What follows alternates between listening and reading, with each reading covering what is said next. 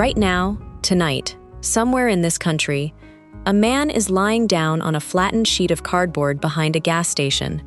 And by 4 in the morning, the cold coming up through that concrete is going to wake him, because concrete doesn't just feel cold, it pulls the heat straight out of a human body, faster than the air ever could. That man might be a veteran. He might have worked 30 years and lost all of it in 6 months. A diagnosis, a layoff, a death in the family, and then the math just stopped working. And here's the part that should stop you cold. About 40 miles from where he's shivering, somebody with a drill, a stack of donated lumber, and one free weekend built a small shelter that would have kept him alive. It cost less than most people spend on a weekend. There are 15 of these builds. They're cheap, they're real, and regular Americans are constructing them right now, all over the country. I'm going to walk you through every single one, and I'm going to tell you the truth about which ones tend to stay legal, which ones can actually kill you if you build them wrong, and how to make sure you're building the safe version. Because a shelter that traps the cold, or the smoke, is worse than no shelter at all. Let me be clear about one thing before we start. Everything here has been done legally, somewhere, by real people. But laws change street by street and county by county. The same shelter that's welcomed in one town gets a citation in the next. So I'll tell you which ones hold up and why, so you can build smart, not build something that gets torn down on a Tuesday. Let's start. The first one is the insulated pallet shelter. This is the one that has kept the most people alive because it costs almost nothing to build. Wooden shipping pallets sit stacked behind grocery stores and warehouses by the thousands, and most managers will hand them to you for free if you just walk in and ask.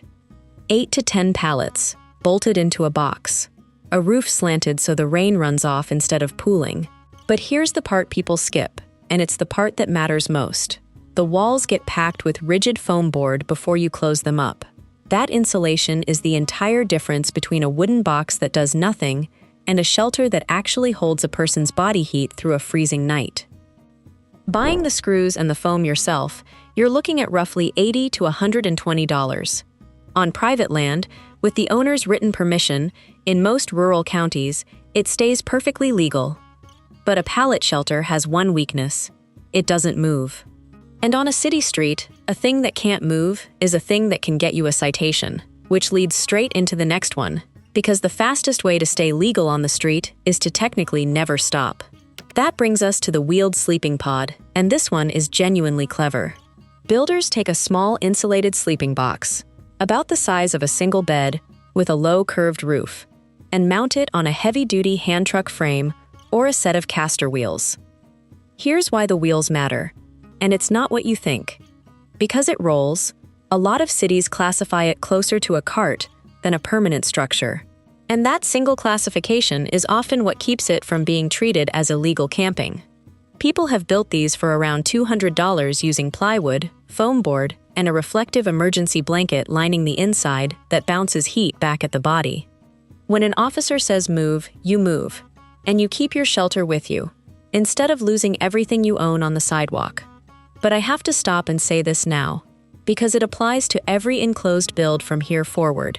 And it's the thing nobody tells you. If you build anything enclosed, a pod, a box, a cabin, you have to leave it able to breathe. Never, ever bring an open flame, a fuel heater, a propane burner, or a charcoal anything inside a sealed space to stay warm. That's how people die in these shelters, and they die fast, with no warning, in their sleep, from carbon monoxide.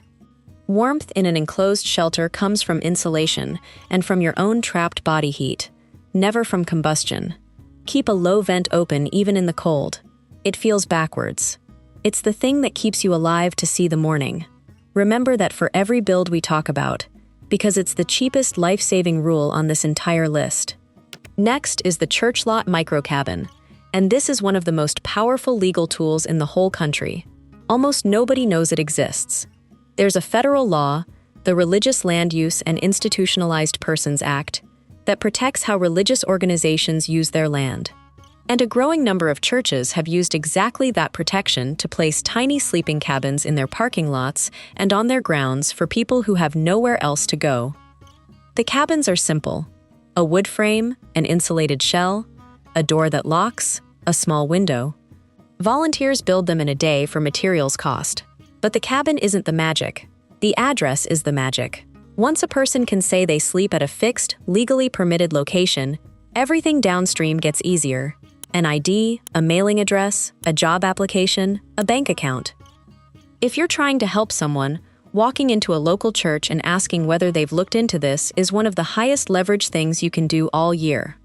The next build is the backyard sleeper cabin, and it hinges on a number most people have never heard. In a huge number of American towns, a structure under a certain size, often around 120 square feet, though it varies by state, so check yours, doesn't require a building permit at all. Stay under that line, and you can legally place a small insulated cabin in a backyard. Families are using this right now to shelter a parent or a sibling who'd otherwise be on the street. Community groups build them for roughly $1,000 to $1,500. Plywood walls, foam insulation, a metal roof, a real door that locks. From the alley, it looks like a garden shed. Inside, it's a warm, dry, private room where a human being can close a door and sleep without fear. That privacy, that lock, does something for a person that a crowded shelter cot never can. It gives them back a piece of themselves. Now, before I show you the strongest build on this entire list, you need to understand the real enemy here. Because it isn't the wind, and it isn't even the air temperature. A body sleeping directly on the ground loses heat many times faster than a body resting up in the air. The ground is a heat thief. It never stops pulling. So the single most important upgrade to any shelter on this list costs almost nothing. Get the sleeping surface up off the floor and put insulation underneath it. A raised platform, a foam pad, even a thick stack of cardboard between the body and the cold. People have frozen inside shelters that looked sturdy. Solid walls, good roof, because they forgot the floor. Remember that for every build.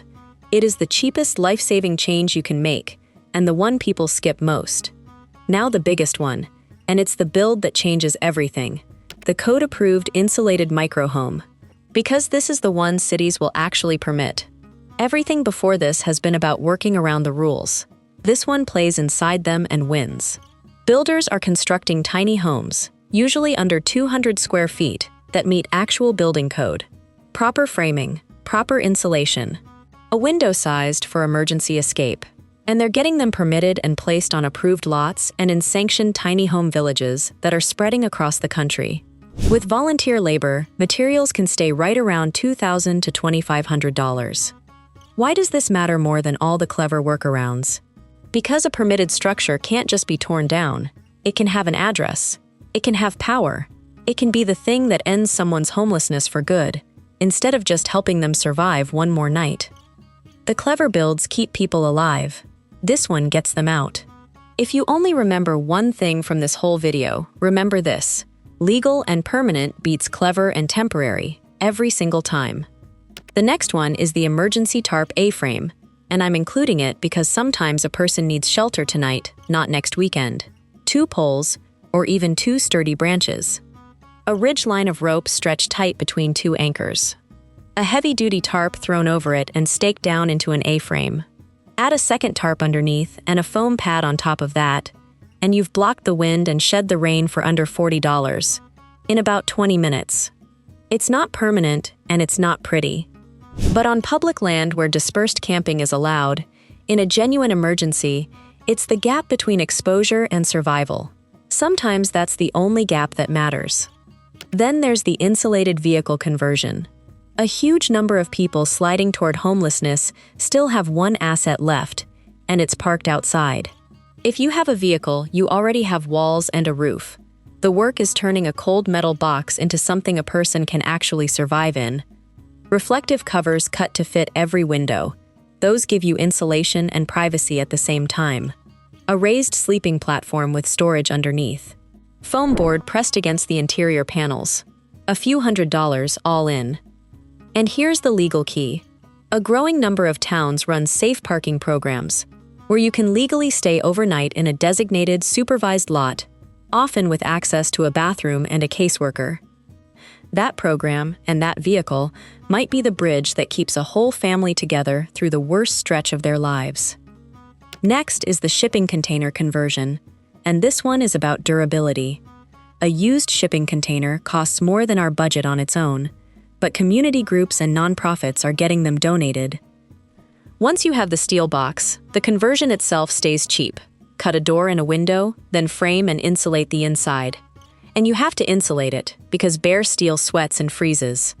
The result is a shelter that's fireproof, floodproof, and nearly impossible to break into.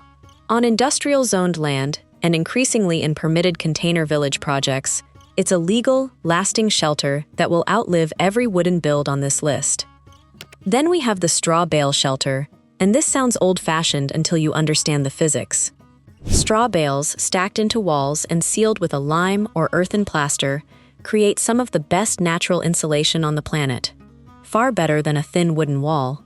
In rural areas, where bales are cheap or free straight from a farmer, people build warm, solid, legal structures for a few $100s in materials. The walls are thick. They're quiet. They hold heat through brutal winters. And on agricultural land, these often fall under exemptions that let you build without the usual permit fight. The one thing you have to respect is moisture. Sealed plaster and a good roof overhang keep the straw dry, and dry straw is what makes the whole thing work. The next build is the geodesic dome, a dome made of short lengths of wood or PVC, assembled into triangles and wrapped in insulated panels, sheds wind and snow better than any square building, and it encloses the same space using less material. Kits and plans float around online for a few $100s. On private land with permission, a small dome can be a shockingly warm, sturdy shelter, and honestly, one that looks unlike anything a code inspector expects to walk up and argue with. Then comes the earth bag shelter, and this one is almost literally dirt.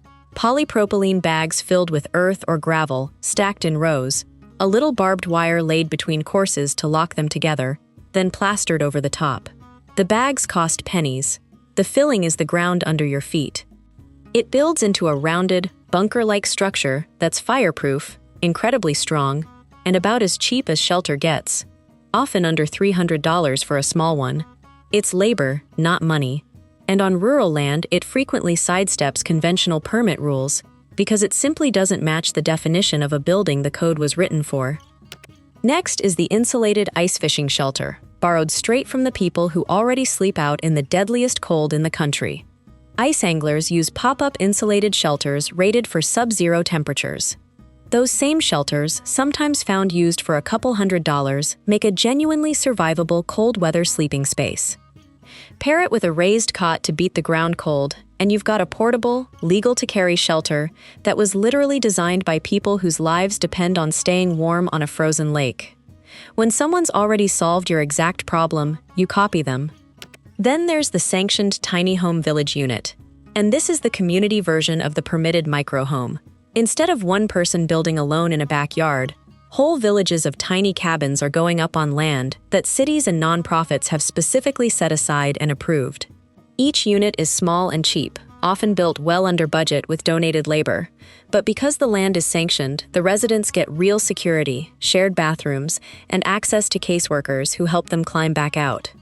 If you want to help at scale, finding or supporting one of these villages in your area does more good than any single backyard cabin ever could. This is where one weekend of volunteering compounds. The next one is the pallet and tarp hybrid, and it's for the moment when a person has almost nothing but a little time and a hammer. Pallets for a raised floor and partial walls, to beat the ground cold. A tarp for the roof and the weather-facing side.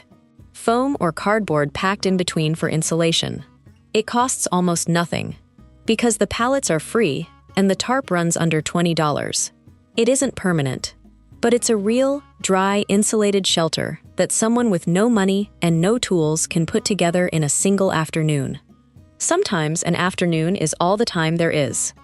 And the last one is the mylar and cardboard cocoon. This one costs the least of all, and it might matter the most, because it's the one that carries someone through the single worst night. Layered cardboard cuts the ground cold. Mylar emergency blankets, those crinkly silver sheets that cost $1 or $2, reflect body heat back inward. Wrapped and layered correctly inside any windbreak, they have pulled people through nights that should have killed them. Keep them dry and keep a gap to breathe. It's not a home, it's a bridge to morning. And on the coldest night of the year, a bridge to morning is the only thing that counts. So here's the thing I really want you to take away. Regular people, with hardware store materials and a free weekend, are quietly solving a problem that everyone said was too big to solve. A pallet, some foam, a tarp, a set of wheels, a church parking lot, a backyard under 120 square feet. None of this required permission from anyone important. It just required someone who decided that a human being should not have to freeze 40 miles from a shelter that could have been built for the price of a weekend. If you're the one struggling right now, I need you to hear this clearly. You are not out of options, and you are not alone. The cold is beatable when you know the moves. Get off the ground, stay dry, block the wind, never burn fuel in a sealed space, and get yourself to a fixed, legal address as fast as you can. And if you're watching this because you want to help, one shelter, one backyard, one honest conversation with a local church can change the entire direction of another person's life. So here's what to actually do next. If you're in crisis right now, or you're standing beside someone who is, dial 211. It's free, it works in most of the country, and it connects you to real local shelter, heating help, and housing programs tonight. Your area's continuum of care is the other door. A quick search of that phrase plus your county name pulls up the people whose whole job is getting someone housed. And because a video can only hold so much, I put together a free resource with the full material lists for these builds, the safety checklist, and a directory of the real programs, safe parking, church cabins, and tiny home villages, organized by state. It's linked in the description. No catch. Take what's useful, share it with someone who needs it, and let's keep people warm.